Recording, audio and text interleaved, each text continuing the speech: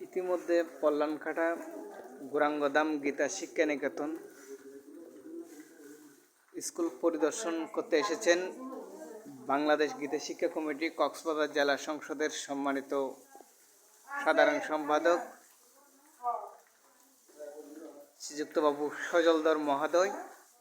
ইতিমধ্যে আরও উপস্থিত হয়েছেন কক্সবাজার জেলা সংসদের যুগ্ম সাধারণ সম্পাদক তপনধর এবং আরও উপস্থিত হয়েছেন বিশিষ্ট সমাজসেবক বাংলাদেশ গীতা শিক্ষা কমিটির খুব প্রাণপ্রিয় ভক্ত এবং সম্মানিত সদস্য এবং তপনধর সহ মন্দির কমিটির একজন নেতৃবৃন্দ সহ আরও উপস্থিত হয়েছেন।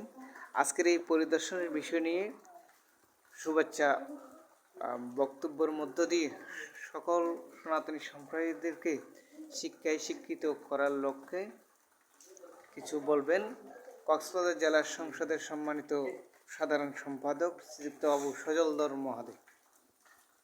ধন্যবাদ বাবু মল্লিককে। আমরা মূলত এসেছি আমাদের যে গীতা শিক্ষা কেন্দ্রসমূহ আছে কক্সবাজার জেলায়, আমরা এই স্কুলগুলোর পরিদর্শনের মাধ্যমে তাদের কী সমস্যা বা এগুলো নিয়মিত চলছে কিনা, তাদের শিক্ষকরা নিয়মিত উপস্থিত আছেন কিনা, এগুলো আমরা একটু দেখব। পাশাপাশি ছাত্রছাত্রীদের এই গীতা স্কুল সম্পর্কে বা গীতা পাঠে তাদের কী ধরনের মনোযোগ আছে, তাদের যাতে এই গীতা স্কুলের প্রতি গীতার প্রতি তাদেরকে যাতে আরও উদ্বুদ্ধ করতে পারে, গীতা স্কুল যাতে তারা নিয়মিত আসে, এই বিষয়ে আমরা মূলত ছাত্রছাত্রীদেরকে উৎসাহিত করার জন্য এই আমাদের গীতা শিক্ষা কমিটির পক্ষ থেকে পরিদর্শনের মূল উদ্দেশ্য। ধন্যবাদ।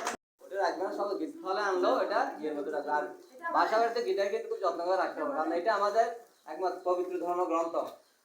ভগবান শ্রীকৃষ্ণ এই যে দাপর যুগে কুরুক্ষেত্রের যুদ্ধের ময়দানে যে উপদেশগুলো অর্জুনের উদ্দেশ্যে, অর্জুনকে লক্ষ্য করে আমাদের উদ্দেশ্যে মূলত এই গীতা বাণী দিয়েছিলেন আমাদের মঙ্গলের জন্য, আমাদের সার্বিক উন্নয়নের জন্য।